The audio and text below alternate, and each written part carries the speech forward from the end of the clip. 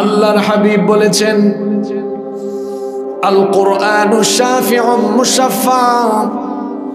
নবীজি বলেছেন, কোরআন হচ্ছে এমন এক শাফায়াতকারী গ্রন্থ, যার শাফায়াত কিয়ামতের দিন যিনি কবুল করবেন, গলার আওয়াজ বড় করে সবাই বলেন, তিনি কে? আল্লাহ।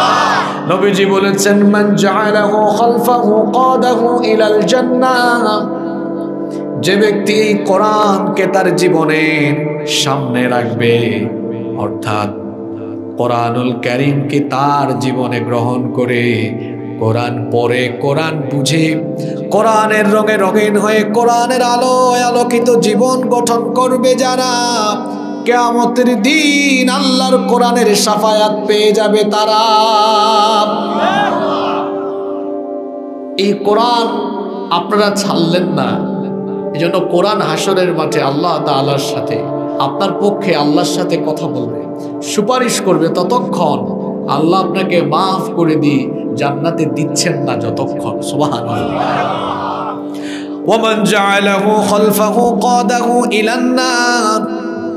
নবীজি বলেছেন, যে ব্যক্তি কোরআন পিছনে রাখবে, অর্থাৎ কোরআন থেকে মুখ ফিরিয়ে দিবে, সব কিছু আগে, কোরআন হলো পরে, কোরআন পড়ে না, কোরআনের রঙে রঙিন হয় না, কোরআনের আলোয় আলোকিত হওয়ার চেষ্টা করে না, সব কিছু সামনে রেখে কোরআন যারা পিছনে রেখে দেয়, ব্যক্তিগত জীবন থেকে কোরআন বাদ দিল, হাদিস নাই, দিন নাই, আর সব আছে, আলু ভর্তাও আছে, ডাল আলু ভর্তাও আছে, তারপরে কি করে ডিম ভাজি করতে হয় সেইটাও আছে, শরীফ থেকে শরীফাও আছে, লীলাবালি লীলাবালি সেটাও আছে, কন্যা গো বিয়ার সাজনে সাজো সেটাও বইয়ে আছে। শুধু তাই নয়, অন্তরা আর ফাহিমের প্রেমের গল্প সেখানে আছে, সব আছে, শুধু কোরআন নাই। শিক্ষা থেকে, পরিবার থেকে, সমাজ থেকে, রাষ্ট্র থেকে, সব জায়গা থেকে কোরআন বাদ দিয়ে কোরআন থেকে মুখ ফিরাবে যারা, কিয়ামতের দিন কোরআনের শাফায়াত পাবে না তারা। আমরা কোরআনের সুপারিশ চাই কি চাই না? এজন্য আমরা কোরআনের পক্ষে থাকবো। রাজি আছেন তো? আপনারা কোরআনকে যে ভালোবাসেন, এটা আপনাদের উপস্থিতি প্রমাণ করছে, এতে কোনো সন্দেহ নাই। এই কোরআন এসেছে আমাদের জন্য, আমাদের হেদায়েতের জন্য। এই কোরআন আল্লাহ মানুষের হেদায়েতের জন্য দিয়েছেন। এজন্য তিনি কোরআনুল কারীমে বলেছেন, হাযা বায়ানুল লিন্নাস। এটা হচ্ছে মানুষের জন্য সুস্পষ্ট বর্ণনা। জীবিত মানুষের জন্য এই কোরআন এসেছে। এই কোরআন এসেছে আমাদেরকে অন্ধকার পথ থেকে আলোর পথ দেখিয়ে আমাদেরকে জান্নাতের রাস্তায় নিয়ে যাওয়ার জন্য এই কোরআন দিয়েছেন কে? আল্লাহ।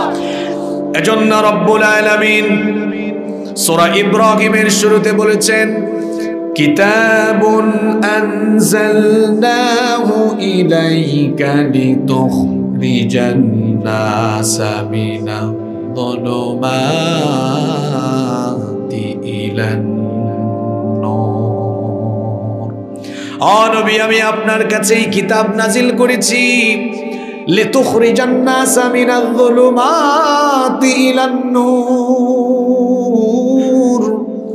যেন আপনি মানুষকে অন্ধকার থেকে, কিসের অন্ধকার?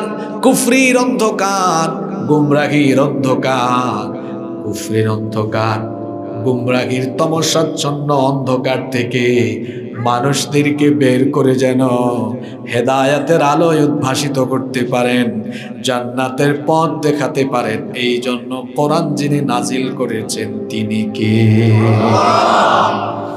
এটা জীবিতদের জন্য। আমরা যারা এখন জীবিত আছি এটা আমাদের জন্য।